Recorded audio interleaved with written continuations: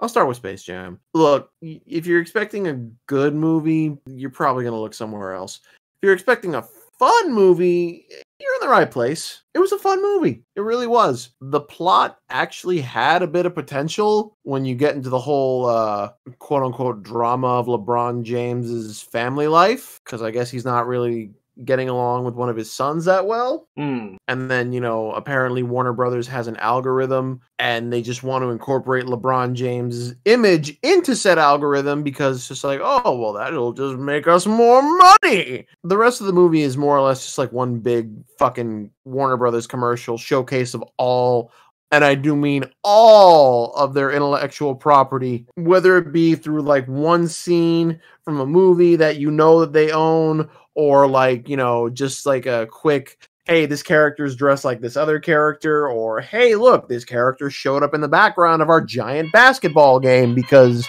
reasons. Warner Brothers basically found a way to Ready Player One and slip all their intellectual properties into the background. It's just the best way I can put it. Yeah, I saw that from the trailers. Yeah, I've been seeing a lot of upset faces in people's thumbnails who are doing reviews for it. I'm just like, man, you guys ain't even trying to hide your disdain for this movie. Like, I don't know what you're expecting from Space Jam, realistically speaking. Look, we all loved the first one because we grew up with it, but it wasn't a good movie. No, I was literally trying to tell my girlfriend. It's just like, because she's trying to like be like, oh, she had heard, I should say, that LeBron James's acting was not that great, no comparison to Michael Jordan's, and I'm just like, that's a pretty low bar. I mean, like, Michael Jordan's acting was honestly non-existent. Look, neither of them can really act.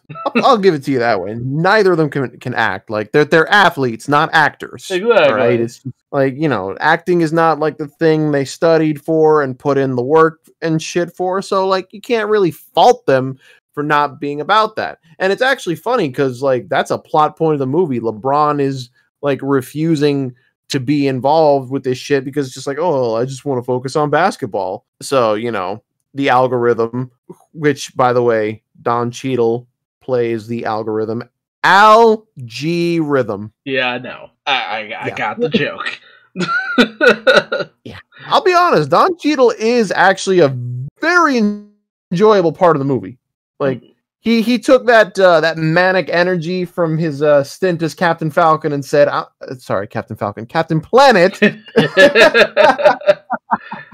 He took that Don Cheadle Captain Planet energy and brought it here because it's just like, this is a very stupid, and it's a very stupid premise. And it's like Warner Brothers basically calling themselves out on the bullshit they're doing as they do it. Like, no, I don't forgive you.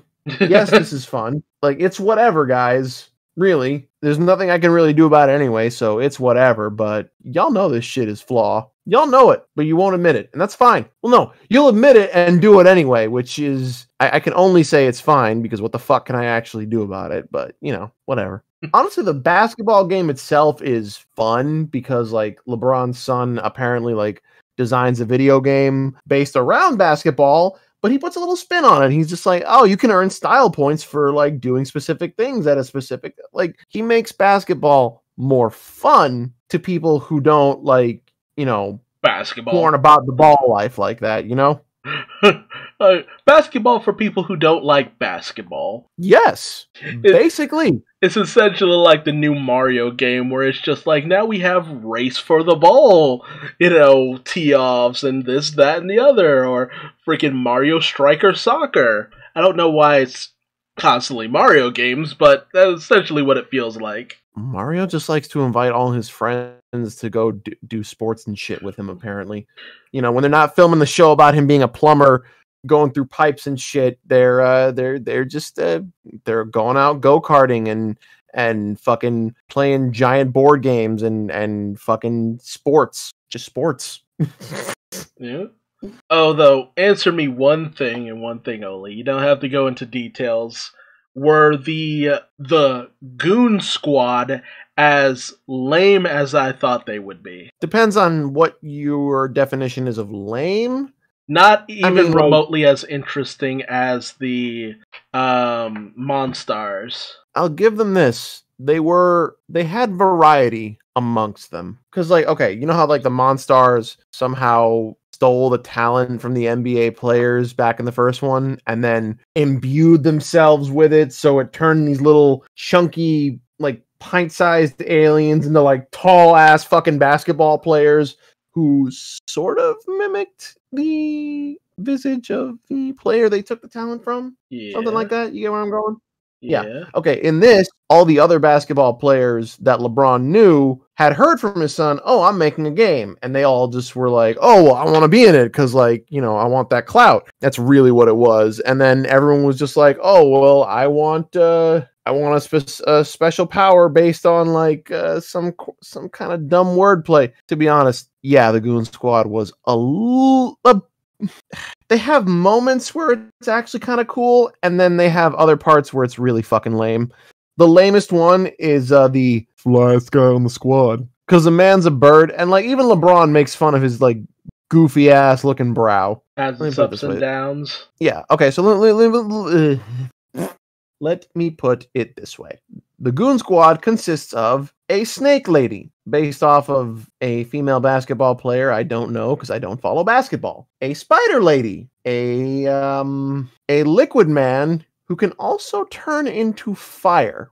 It's a bizarre, confounding existence. I guess he wanted to call himself Wet Fire for who the fuck knows whatever reason. There's the Birdman I told you about, and my actual favorite member of the Goon Squad is like a gold robot dude who can manipulate time. This man straight up Zawarudos everybody for like a full ass scene. It's just like, you know, this is ridiculous, but I can't say I hate it. I mean, at least there's that. Yeah, that's actually the most enjoyable character of the Goon Squad. The rest of them are kind of forgettable.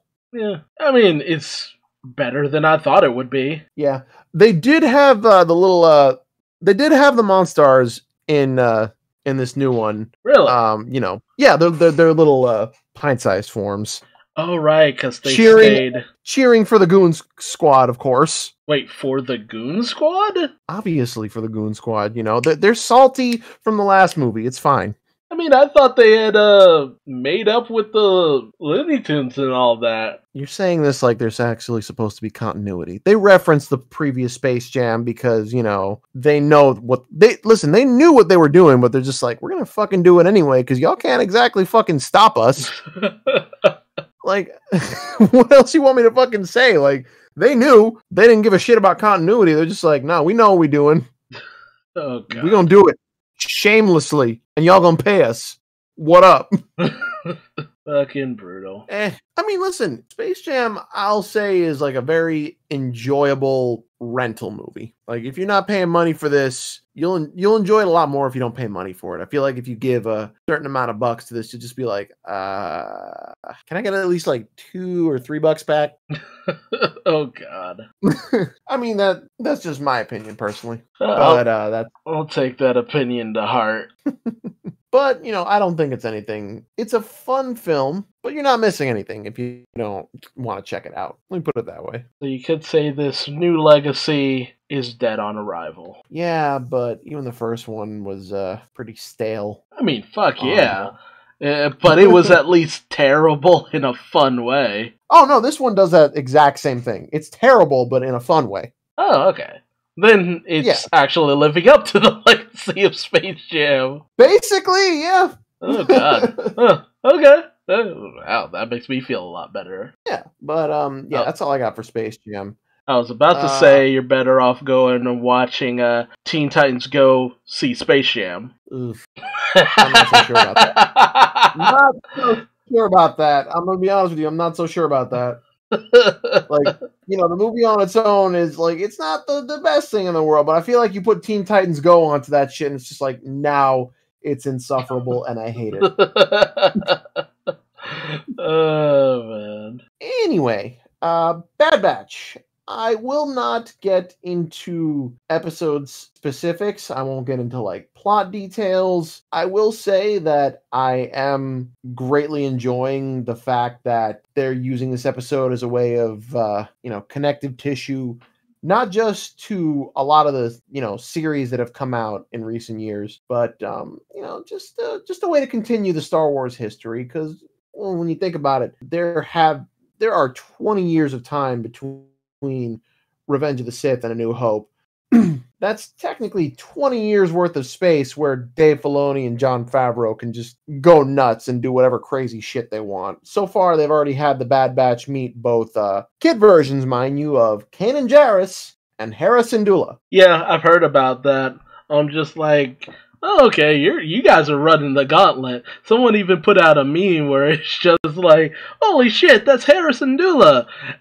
And another person's just like, who? Yeah, at this point, like, I'm going to be the Star Wars fan who gets it, and I'll have to explain it to other Star Wars fans who are just like, I don't get it. I didn't watch the TV shows because, it's all about the movies. It's like, it's not, though. It's not. I mean, I can't say I blame them, because when the Clone Wars series first came out, I was kind of, I didn't really see a point. I was one of those guys. But as it went on, it's just like, you see how the Clone War really affects people. You see how all this ongoing stuff is happening, and you see the toll it takes on everybody. This was the setup we needed before we finally got Revenge of the Sith. The Clone Wars is what actually makes Revenge of the Sith feel like the tragedy it was supposed to be, instead of the meme it ended up becoming. Yeah. But the Bad Batch is more or less continuing, because they decided,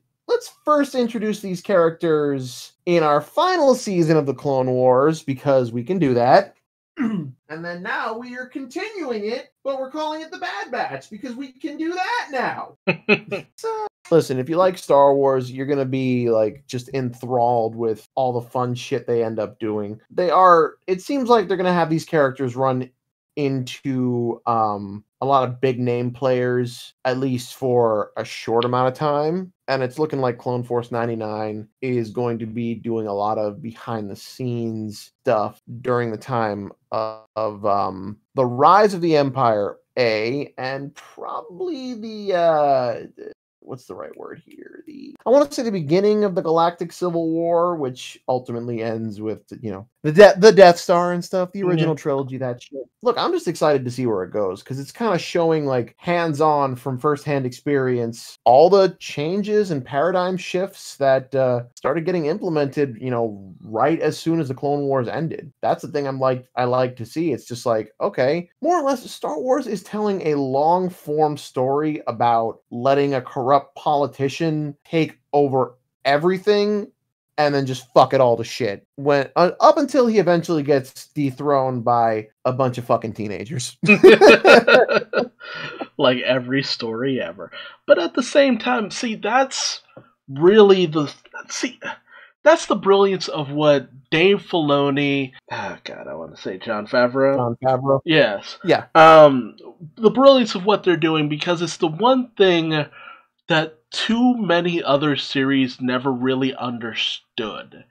And that's, look, if you have this many different movies and stuff like that, especially a story that's supposed to like span these generations, you have so much room to be like, hey, we have a decade or two between this series and this series.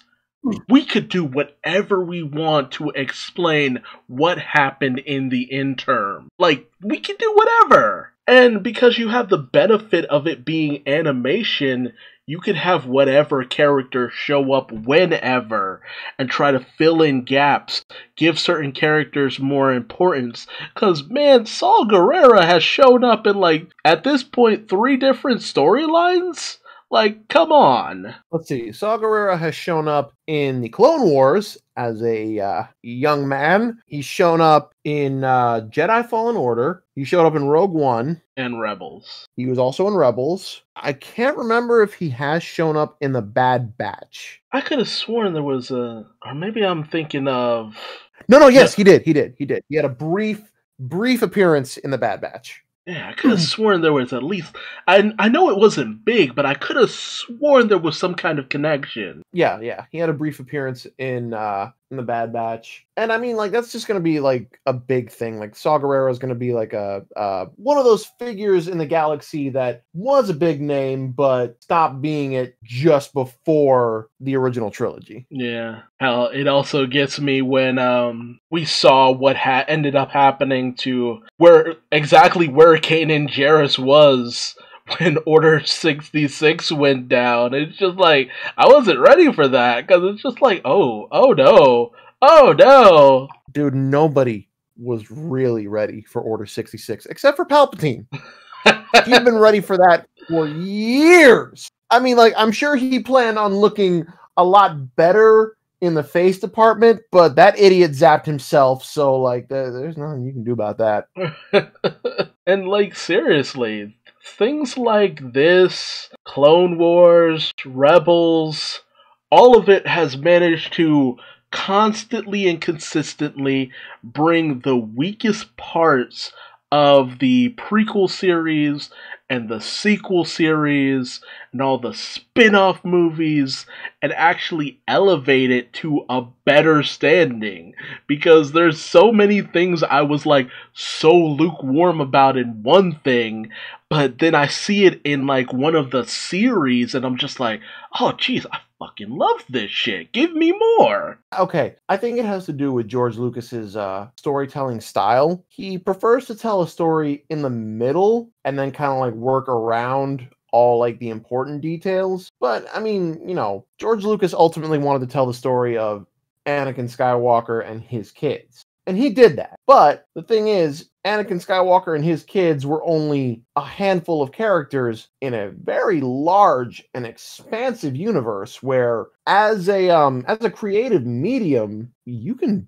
do anything in Star Wars. Like, nothing is necessarily off the table. It just probably can't be something used in another sci-fi medium, but there's always, like, I don't know what it is, but there's always some new type of alien species that I haven't seen before. I mean, I'm actually loving the fact that I can pick up on which ones I have seen before by name at this point. I think shit like that's really cool, and I love seeing, you know, like, oh, hey, another one of this kind of alien. I was like, oh, look, there's another one of that kind. I love that shit. But there is never, ever, ever a piece of Star Wars medium that I see where there hasn't been some sort of some new form of alien life that I had never even, like, you know, it's just never come up in like my radar before, or even in my mind, I guess. I mean, even the Bad Batch is doing that. One of their new recurring characters goes by the name of Sid. She's basically a chameleon lady.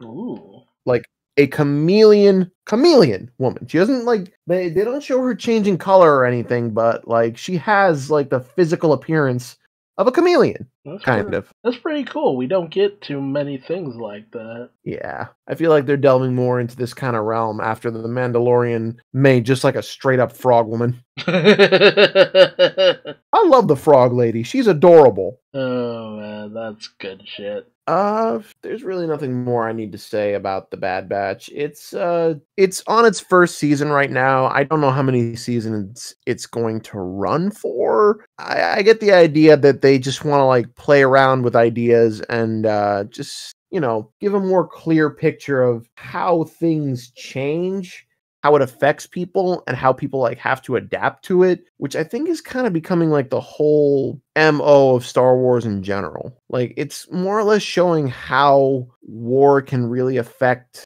everywhere and everything. It's actually kind of fucking crazy. Each new movie or show or even game, Jedi Fallen Order did a pretty good job of this.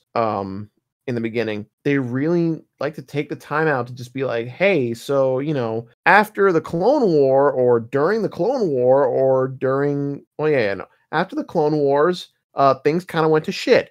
During the Clone Wars, things kind of went to shit. Before the Clone Wars, things were kind of fine. That's the thing I really like about it. It showcases like the effect that all this carnage can have on a grand scale, more or less. Like he uses space as a medium for more or less describing the whole world. Each planet is supposed to be just like a specific culture on a specific area because everything has like that one that one climate. I'm rambling about Star Wars. The long and short is Bad Batch. Good series. Check it out. Don't know where they're going with it, but I like it so far. Sounds good. Yeah, I peek in on what's going on every now and again, which is how I know certain things, but I don't really get too caught up in the specifics. Just one of those things I like to watch kind of casually. Something interesting happens, I'll jump in and be like, ooh, that's nice. I am with you on that. To be perfectly honest, I picked up all of this stuff when I first discovered my mom had Disney Plus, and I kind of got myself on a Star Wars kick after I actually sat and watched the first season of The Mandalorian. There's always something that ends up being someone's gateway. I mean, don't get me wrong, I love Star Wars ever since I was a kid, but after the last movie, after Revenge of the Sith came out, I had kind of left it alone for the most part, up until the sequels came out, each of which I definitely saw in theaters. But when I had access to The Mandalorian, I decided to give it a whirl, and I fucking loved it. It put me in the mood for more Star Wars, and once I got in the mood for more Star Wars, there was there was a lot to pick from. There's a lot of Star Wars. There's a lot of Star Wars. Not that I'm complaining, but there is a lot of Star Wars. Just one of those things that you gotta be grateful that, unlike a lot of other series that kind of end up dead in the water because things kind of run stagnant, with Star Wars, there's always more Star Wars. They did themselves the biggest blessing by bringing on such a super fan like Dave Filoni, because, if it was just the movies, shit, that crap would have been almost a distant memory after a certain point. Yeah, there's stuff still going on with it, but it's not as popular as it used to be. But with the shows and stuff, you keep that popularity alive because of all the connections, the constant stuff you can watch it. You can go in with a fresh mind and just view it as, oh, this is something fun. But it's like, if you look deeper, there's always something more you can get into. Yeah, I feel like Dave Filoni is doing like everything in his power to make every part about the prequels make sense. And the thing is, it works. It really, really does work. The movies could never properly convey these kinds of things, I'm realizing. And, we used to criticize these movies, but we didn't know what they were really trying to do with it. Like I said, it goes back to the fact that George Lucas likes to start his story in the middle. So when Revenge of the Sith comes out and we have no context as to what life has been like since we last saw these characters, which, by the way, wasn't when they were looking at their best. Really wasn't. Like, that's the fucked part. No one could actually tell that Attack of the Clones and Revenge of the Sith are actually the two endpoints of a war. A whole ass war. Right? You would never tell that if you only just watched them. Mm-hmm. You'd never tell how much war had changed Anakin for better or for worse. In some ways, mostly for worse, actually, now that I think about it. You wouldn't really know what people lost during the Clone Wars. You just see what ends up happening. You see what ends up happening at the end. Like, oh wait, we skipped all that, all these emotional growths, all these fights, all these hard moments, these real life things that would really add depth to these characters. We missed all that, and we're cutting right to the end where everything went to shit. Of course, like, the mood doesn't exactly hit the way you want it to, but once you get that context in, bro, those movies be hitting way different.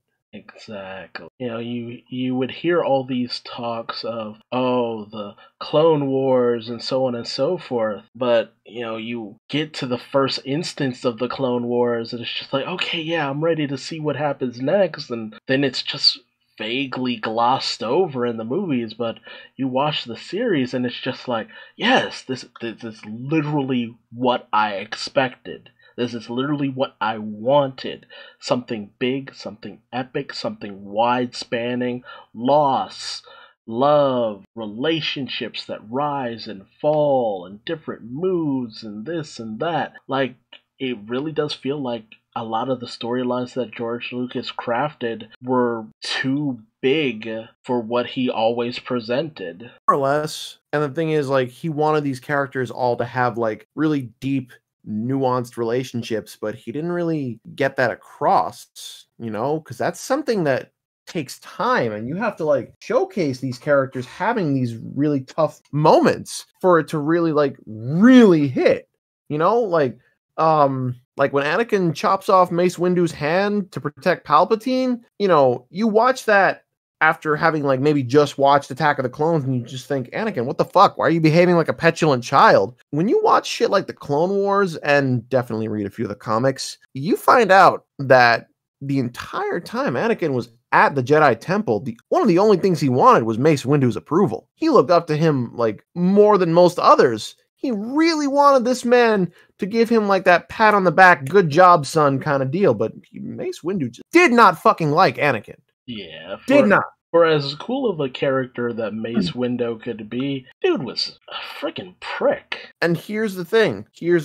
Like, we've always known Jedi to be, like, the good guys. When you watch the series, the Jedi be fucking up, man. They really be fucking up. Like, and the thing is, like, no one pays attention to this one little detail, but even back during the Phantom Menace, they mention, hey, we're kind of losing touch with the Force. Yes. People didn't really get that, bit of dialogue because they were just focused on, like, oh, they're talking, who cares? Well, like, no one cares. But, like, no. He just mentioned, like, one of the most important things possible. The Jedi, the people who wield the Force, are out of touch with it. What the fuck does that mean? Well, the following movies will demonstrate what the fuck that means. God damn. They were stupid.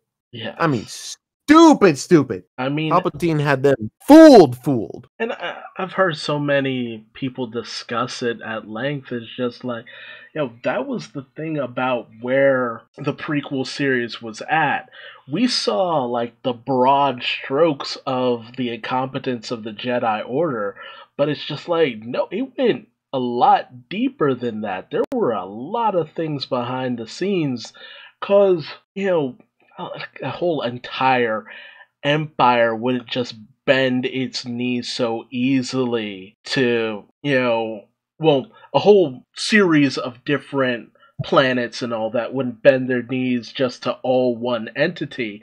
But you see the way that Palpatine, slithers and worms his way into different situations, bringing, trustworthiness through the grace of, a lot of things that the Jedi would do, and the machinations of Dooku, and how all these moving parts just kind of lined everything up. And had the Jedi just been a little bit more lenient in a lot of directions, it was that hard line that they took on a lot of subjects that ended up making it so that they completely fell apart. Yeah, more or less. So here's the coolest thing about, like, the last season of the Clone Wars, and it was honestly kind of desperately needed after the previous arc, because I'll make this simple. Last season of the Clone Wars had 3 arcs, each about 3 to 4 episodes long.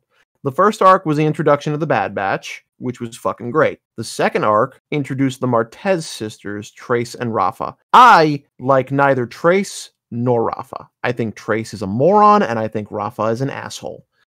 You are welcome to fight me on that, anybody who disagrees. But anyway, the last arc ran parallel to Revenge of the Sith. It was the Siege of Mandalore, which, as it turns out, was happening at the same time as pretty much the majority of events from Revenge of the Sith. But you get bits and pieces like where Ahsoka's checking in with like the movie cast. Let's just say checking in with the movie cast. You have Ahsoka checking in with the movie cast, and they're just like filling you in on like moments that have happened. Like the very first hint that it's running parallel to Revenge is that when Ahsoka talks to Obi-Wan after like just meeting up with them and them having to leave, very first thing Obi-Wan says is, yeah, we'd like to get more information out of Count Dooku, but Anakin killed him. Like right at that moment, it's like, oh, so Revenge of the Sith is already happening right now. Okay, all right, so we're into this.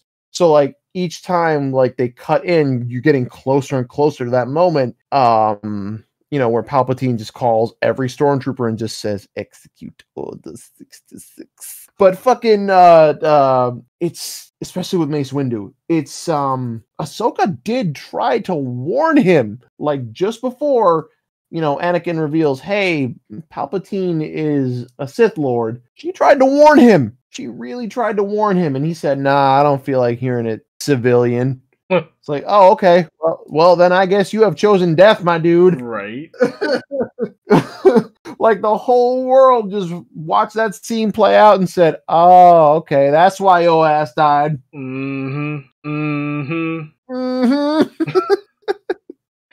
Like that's the wonderful thing about the series, because without it, things that happen in isolation just feel so much dumber.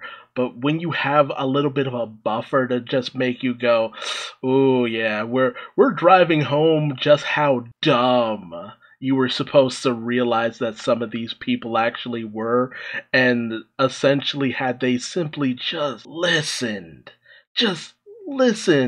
instead of being so far up their own asses, they would have survived through all of this." And you, by the end of everything, you fully understand. It's just like, no, if it wasn't this, something else would have came along and killed all of them. This was destined to happen. They got too big for their britches and thought they were the hottest shit around, and they definitely were not. I mean, yeah. And that's kind of how Anakin brings balance to the Force in a fucked up way.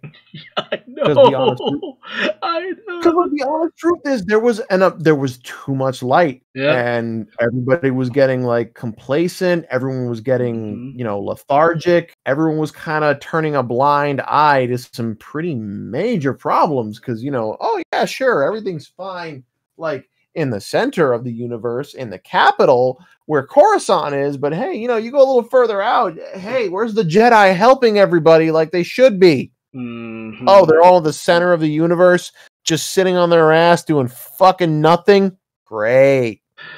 Makes me think of the one Linkara joke where you always have this council of assholes in like some kind of fictional universe, whether it be like the friggin' monitors in DC or the Watchers in Marvel, where they just sit around going, we should do something. Should we do something? We should do something. Should we do something? It's just like nothing ever gets done by the few people who actually know that something would get done.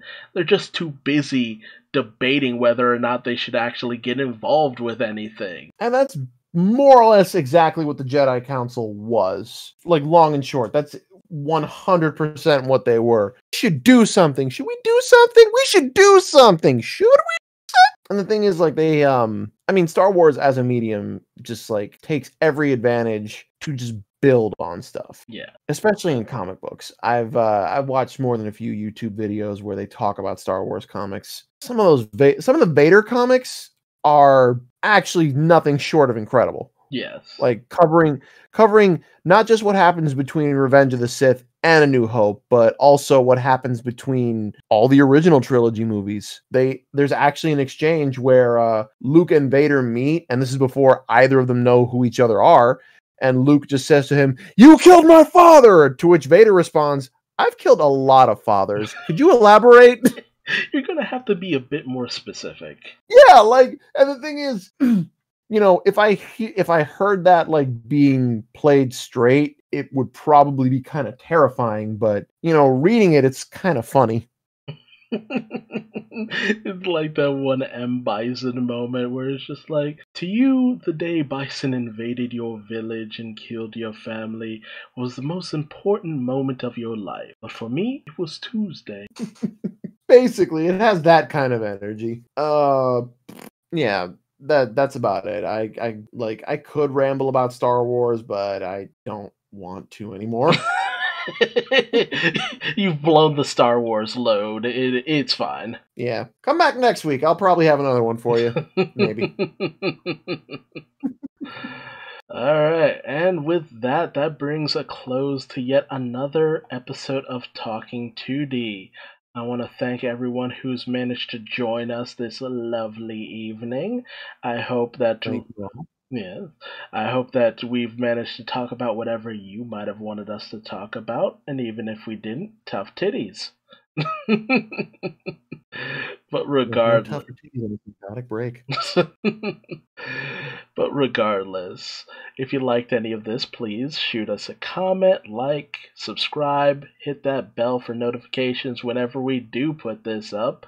Usually we're on Twitch Sundays around 8 o'clock, if we can get to it. Or any of these episodes will also be archived on YouTube if you haven't been able to check out the whole thing. But until next time, we will see you later. Bye-bye.